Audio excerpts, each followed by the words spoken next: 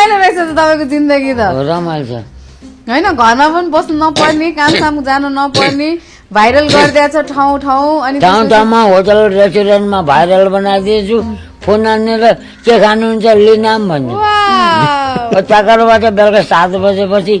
स्कुटरमा हुन्छ मोटरसाइकल हुन्छ घरै लैन्छ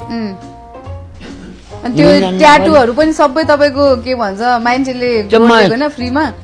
फ्रीमा भाइरल बनाइदिएको फेरि यहाँ हान्नेकै ज्वरो आएर चौपट मासु छैन जम्मा हड्डी छ कता हान्ने कता कोप्ने भन आँखा चिम्लेको छ चौकेको छ ज्वरो नि आयो कतिवटा हान्दा त अब नानम फेरि हान्ने छ दुख्यो भन्दा नि पाइएन